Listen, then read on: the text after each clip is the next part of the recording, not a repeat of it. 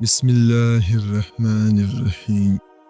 رب ذوالجلال کے بابرکت نام سے شروع کرتا ہوں جو دلوں کو بے حد خوب جانتا ہے۔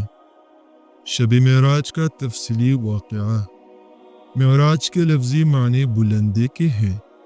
واقعہ معراج کے حقیقت کا یقینی ثبوت خود نبی اکرم صلی اللہ علیہ وآلہ وسلم کی ذات مبارکہ ہے۔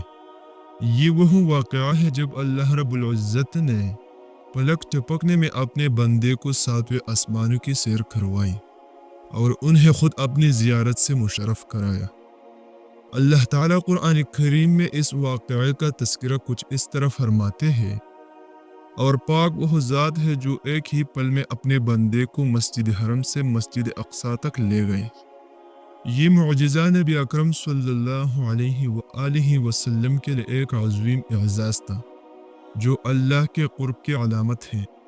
اس میں امت مسلمہ کے لیے درس ہے کہ نماز سب سے اہم عبادت ہے اور اللہ تعالیٰ کے قرب کا ذریعہ ہے۔ یہ واقعہ ایمان کو مضبوط کرتا ہے اور ہمیں اللہ پر بھروسہ اور اس کی رحمت پر یقین رکھنے کی تلقین کرتا ہے۔ نبی اکرم صلی اللہ علیہ وآلہ وسلم جب واپس آیا اور قریش مکہ کو یہ واقعہ سنایا تو انہوں نے مذاق اڑایا، لیکن حضرت ابو بکر صدیق رضی اللہ تعالی عنہ نے فوراً تصدیق کی، اس لیے انہیں صدیق کا لقب ملا۔ قریش نے نبی اکرم صلی اللہ علیہ وآلہ وسلم سے بیت المقدس کی نشانیاں پوچھی اور اللہ نے فوراً وہاں کے مناظر آپ کے سامنے رکھ دیے، جس سے آپ صلی اللہ علیہ وآلہ وسلم نے سب سوالوں کے جوابات دے دیے۔ معراج کا واقعہ اس وقت پیش آیا جب نبی اکرم صلی اللہ علیہ وآلہ وسلم کو طائف میں سخت اذیتیں دی گئی اور عام الحزن غم کا سال گزرا، جس میں حضرت خدیجہ رضی اللہ تعالی عنہ اور حضرت ابو طالب کا انتقال ہوا۔ ان حالات میں اللہ تعالی نے نبی اکرم صلی اللہ علیہ وسلم کو تسلی دینے اور اپنی قدرت کے مشاہدے کے لیے معراج کا شرف بخشا۔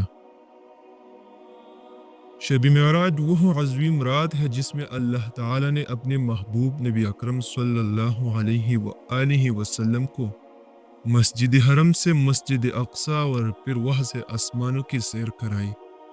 یہ سفر ایک عظیم معجزہ تھا اور نبی اکرم صلی اللہ علیہ وآلہ وسلم کی نبوت کی سچائی کا ایک واضح ثبوت ہے۔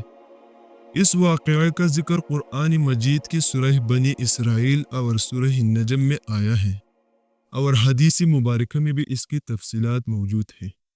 یہ واقعہ نبوت کے 10ویں یا 12ویں سال 27 رجب کی رات پیش آیا، جب نبی اکرم صلی اللہ علیہ وسلم خانہ کعبہ کے قریب آرام فرما رہے تھے کہ حضرت جبریل علیہ السلام تشریف لائے۔ آپ صلی اللہ علیہ وسلم کا شق صدر فرمایا اور اسے نور ایمان اور حکمت سے بھر دیا گیا۔ پھر نبی اکرم صلی اللہ علیہ وآلہ وسلم کے لیے براق نامی ایک خاص سواری لائی گئی جو روشنی کی رفتار سے چلتی تھی۔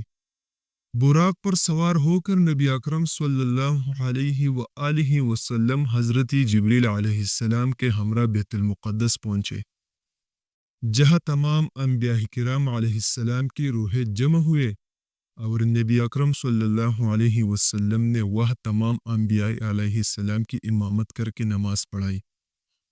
اس سے ظاہر ہوتا ہے کہ تمام انبیاء علیہ السلام نبی آخر الزمان کی نبوت کو تسلیم کیا۔ اس کے بعد نبی اکرم صلی اللہ علیہ وآلہ وسلم کو آسمانوں کی طرف لے گیا۔